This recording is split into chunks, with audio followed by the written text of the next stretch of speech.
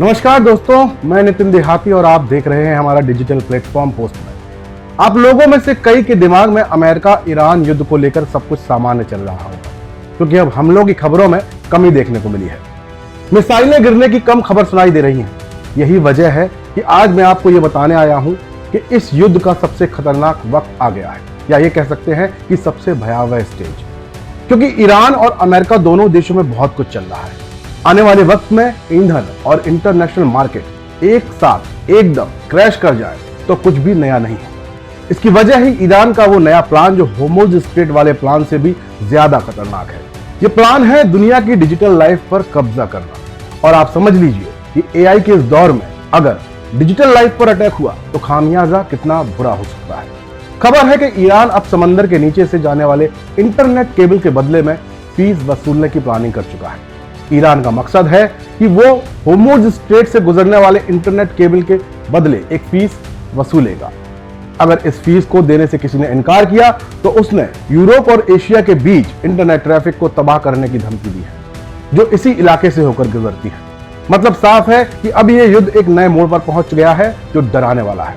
Iran से जुड़े कई सुरक्षा एजेंसियां और मीडिया इशारा कर रही है कि समंदर के नीचे बिछी इंटरनेट केबल्स पर अब हमला हो सकता है। बता दें कि ये वही केबल्स हैं जिससे दुनिया का लगभग पूरा इंटरनेट चलता है। अगर ऐसा होता है तो क्या पूरी दुनिया का इंटरनेट ठप हो जाएगा? क्योंकि अभी तक तो ईरान, अमेरिका और इजराइल के बीच जो युद्ध चल रहा था वो केवल तेल, जहाज और मिसाइल तक ही लिमिटेड था, पर अब ये युद्ध डेटा वॉर तक पहुंच सकता है। साफ साफ दिखाई दे रहा है। खाड़ी देशों से जो रिपोर्ट सामने आ रही हैं वो डराने वाली है, क्योंकि उसके मुताबिक ईरान की रिवोल्यूशनरी गार्ड यानी कि IRGC से जुड़े मीडिया ने पर्शियन गल्फ और होर्मुज़ स्ट्रेट के नीचे मौजूद केबल नेटवर्क को हाईलाइट किया है। इसका मतलब यह है कि ईरान का अगला टारगेट अंडर सी केबल हो सकते हैं और इंफ्रास्ट्रक्चर खतरे में आ सकता है। माना जा रहा है कि ये ईरान का नया 3 स्टेप प्लान है कि गूगल, माइक्रोसॉफ्ट, मेटा और अमेजन जैसी दुनिया की दिग्गज टेक कंपनियों को होर्मुज़ के नीचे से डेटा गुजरने के लिए ईरान को भारी टैक्स देना होगा। इन टेक कंपनियों को ईरानी नियमों के तहत ही काम करना होगा।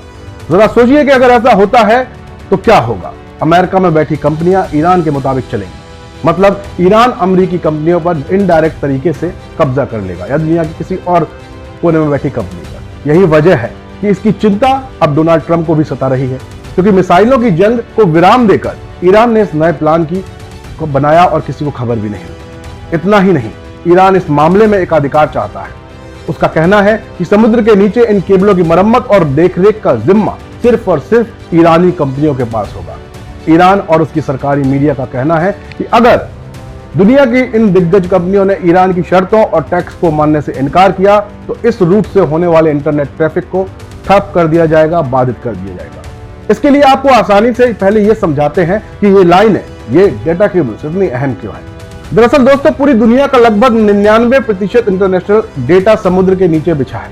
इन्हीं फाइबर ऑप्टिक्स सब सी केबल्स के जरिए ट्रांसफर होता है। होर्मुज़ स्ट्रेट के नीचे से कई महत्वपूर्ण नेटवर्क गुजरते हैं। ये साउथ ईस्ट एशिया को मिस्र के रास्ते सीधे यूरोप से जोड़ता है।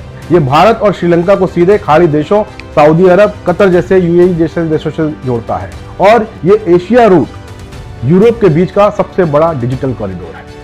इस पर हमला मतलब पूरा कब्जा ईरान का। IT क्षेत्र के जो जानकार हैं उनकी माने तो अगर ईरान इन केबलों को नुकसान पहुंचाता है या डेटा को ब्लॉक करता है तो इसका असर केवल धीमी इंटरनेट स्पीड तक सीमित नहीं रहेगा। अंतर्राष्ट्रीय वित्तीय लेन देन, ऑनलाइन भुगतान और स्टॉक एक्सचेंज बुरी तरह प्रभावित हो सकते हैं।